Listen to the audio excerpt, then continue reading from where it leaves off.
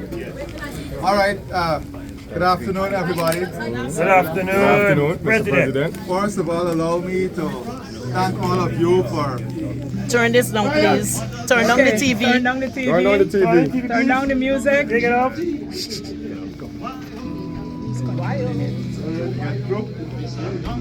Okay, yeah, Mr. President. All right. First of all, let me thank all of you for the warm welcome.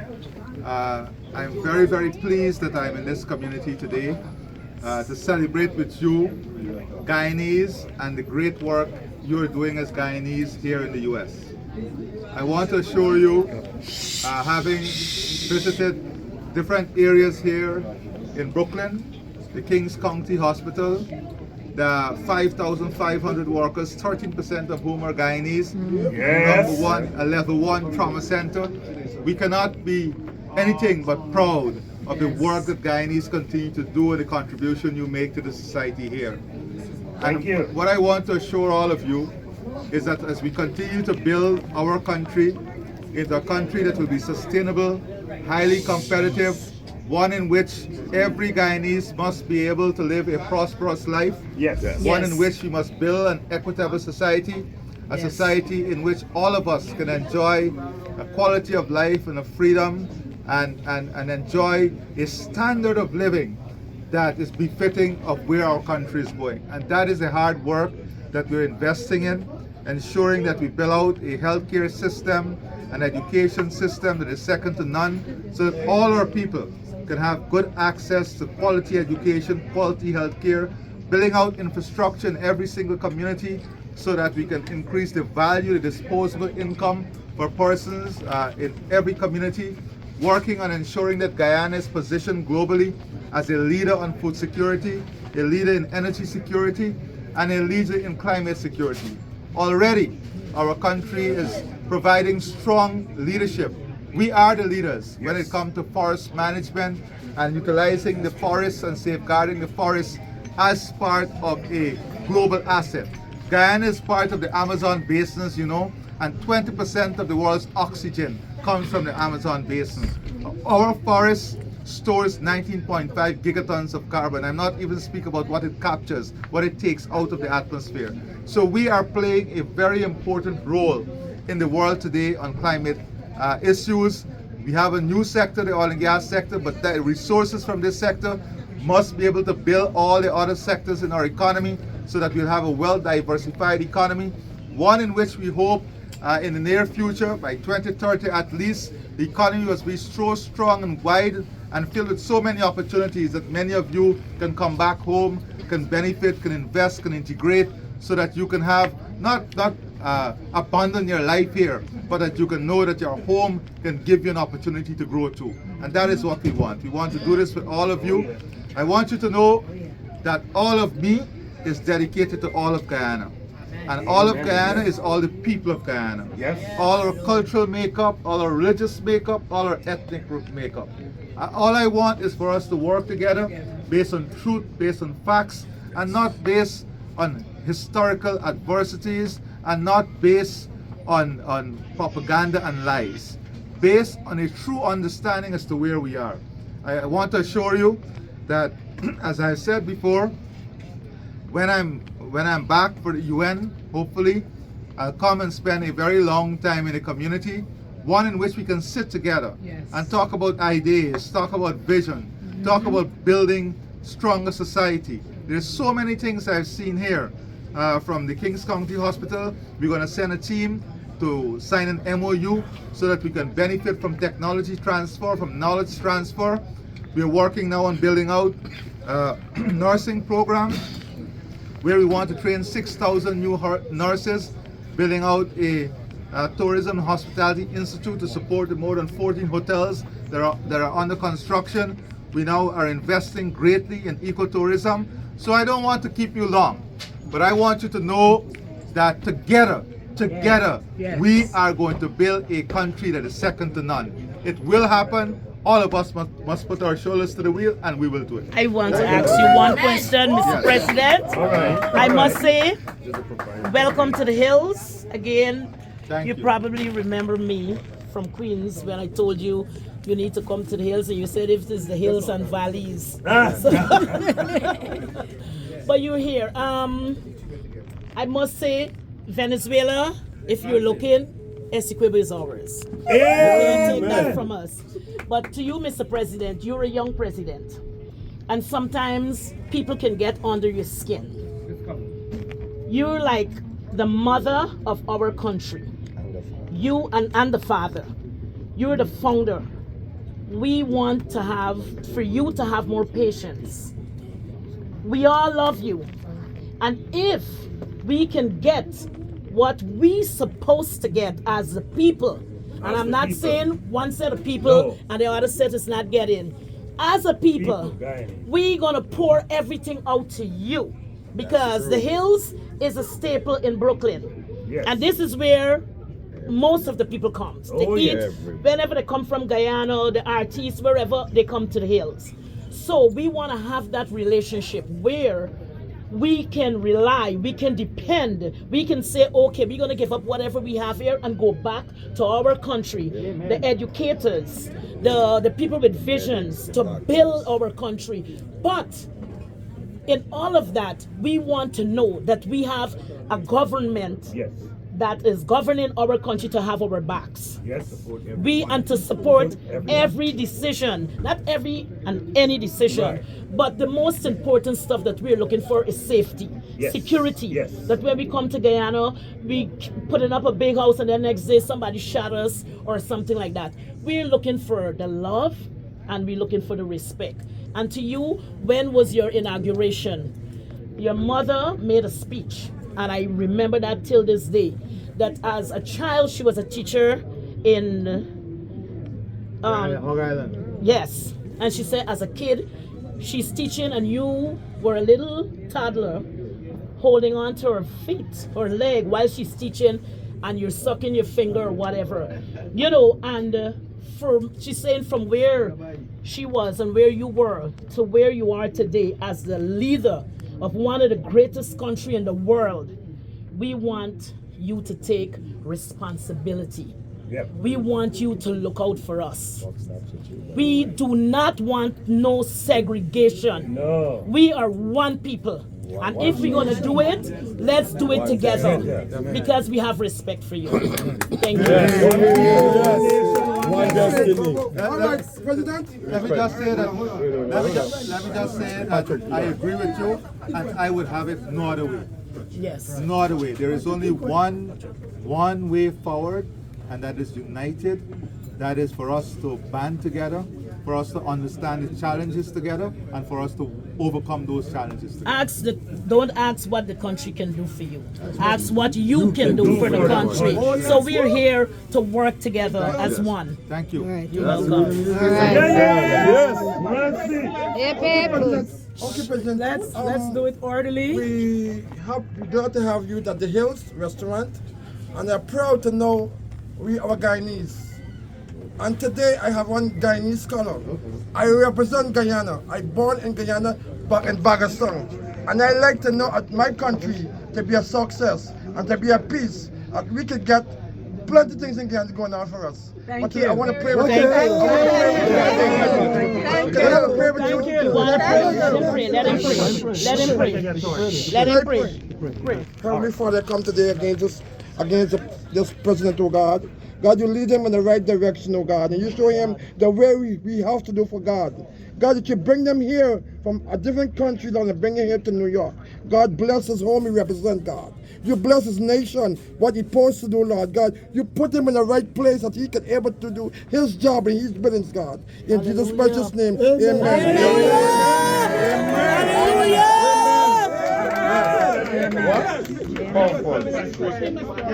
Okay, let's do it orderly. The president will be taking questions. Let's be very respectful and orderly.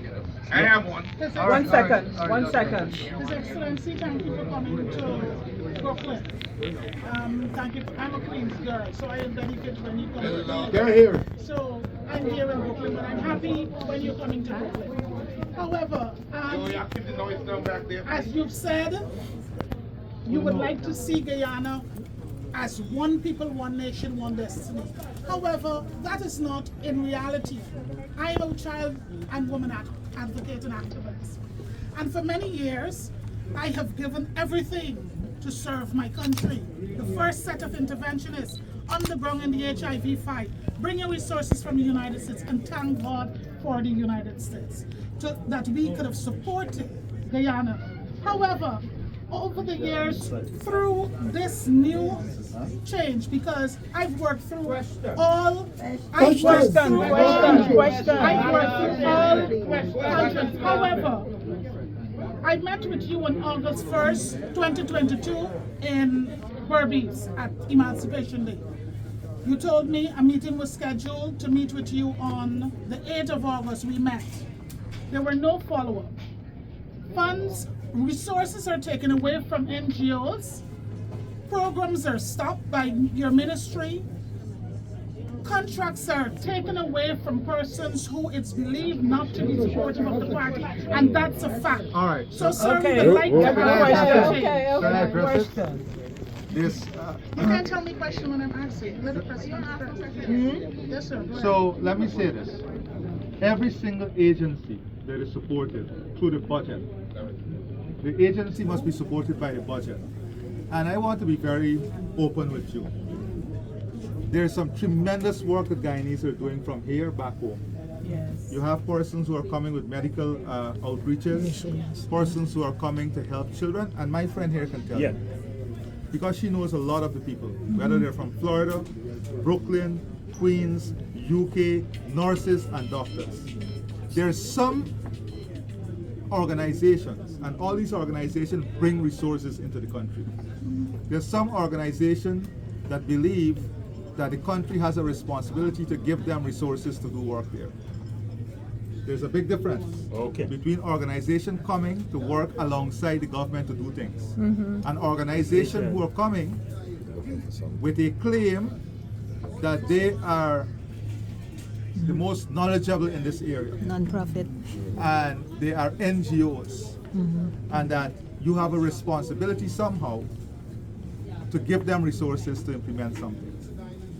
But without understanding that there is also responsibility from the private sector, NGOs and government for accountability, for openness, for transparency.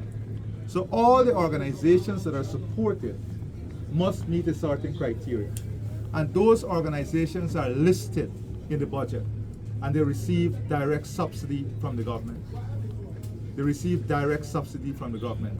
Now, I think, and Enrico is here too, I think it would be a great injustice to the thousands of Guyanese who started the HIV programs on the PAHO and World Health Organization. Let me just finish. Young, because I know them all. I was in the system. For anyone to claim that they brought in an NGO that initiated or that they initiated any program to deal with this, we're thankful for everyone who participated. But we'll be doing a great injustice to those persons, those young people who I know work hard in implementing this program. So I would say that there are fiduciary responsibility that every organization must meet, and you can go through the budget. Any government that was in Guyana, go through the budget, you will see on the statutory agency and other agencies, they're listed as to who receive budgetary support. All right, next question. Thank you. Yes, sir. There is a follow-up to that, but that's not so. One of the questions I want to ask you, because when I visit Guyana, one of the things that I recognize is a large group of delinquents of the juvenile age. And my question to you is, what is your plan? And this not being on any one side. When I graduated high school way back, and there's nothing for me to do, there was a place where I could go and do national service. And my question to you, what is your plan for these young people who are coming to school with nothing to do and unable to go and serve the nation as a national service, some type of service? All right, so let me answer. So recently, we're doing a number of things. Right. First of all, we have worked on investing $120 million, US dollars, on building a world-class national training center. The National Training Center is imparting skills and knowledge, world-class skills and knowledge, to every single Guyanese who want to be trained technically, whether trained as an operator, fabricator, and then linking you to jobs to work on the FPSOs. So that is one program. Okay. The second program is that we are building a Institute of Hospitality Management. That now we're focusing on persons who came out of school. We have a program under the Gold Scholarship Program to retrain them and reintegrate them into society and then move them on to the Hospitality College and Institute as one option. So you have the Technical Training School, you have the Hospitality Institute. Then we have something you call nearshoring. We're working now, for example, someone with 2-3 subjects CXC. We're working now on putting them into an international program of nearshoring, where we're training them to have high quality, high paying jobs at home through nearshoring, that is doing something like call centers, but at a higher level. We then have a program where we're in every region now, where we're training people to work in the call centers. Where to work in the to work in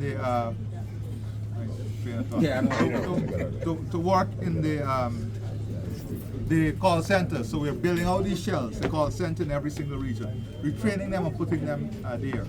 I made an announcement recently that any person with a minimum qualification who would like to do nursing, healthcare assistant, technician, that the government will pay for you to do that program, give you a stipend while you do the program, and employ you after the program.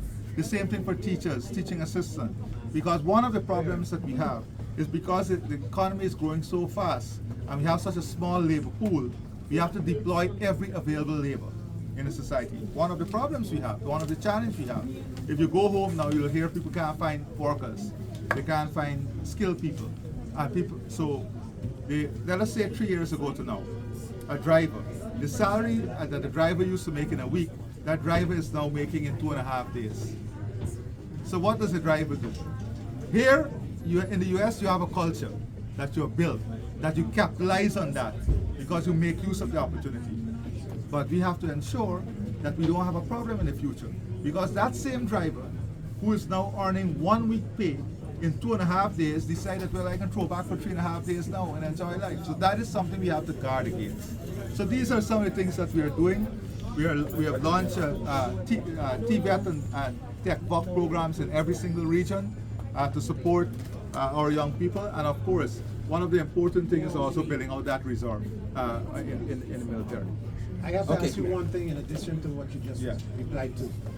These kids that you're saying are going into these schools, is it free? Free for everyone. Okay, okay. Free. All the training is free. Okay, that's very good. And we're working now towards having free university education too. And there's an outreach program for that. Yes. We are proactively going after this. Okay. Right? Okay, my question is. No, there's a young man there, sir. Two questions. I spent 2.5 months in Guyana, and for a developing country, I want to know when we could see progress in water, hospitals, and school, because I think that would be the most important thing of development in Guyana. How long will it take for us? Because when I go on the water system, very poor. Hospital facilities, very poor. Electricals, very poor. When are we going to be able to see? Because that would be the most important thing, especially people coming from overseas. So let me answer quickly, because we have to go, and I have some other person. So health, education, and water. Those are 3 areas that are critical for us. So right now, we are working on ensuring that by the end of 2026, everyone on the coast will have treated water. We are building those treatment plants right now, right across the coast. When you say treated water, you mean drinking water? Yeah, treated water. Drink off the tap, right? So, 3 years ago, we had just over 40% of persons having access to treated water. We are already up to 64% now. Okay. So by 2026, we want to have 100% of the coastline having access to treated water. In the hinterland, it's slightly different because people live in wide geographic space. So we are working on that. Education, we are building a world-class education system in Guyana. We now have, for example, under the Gold Scholarship Program,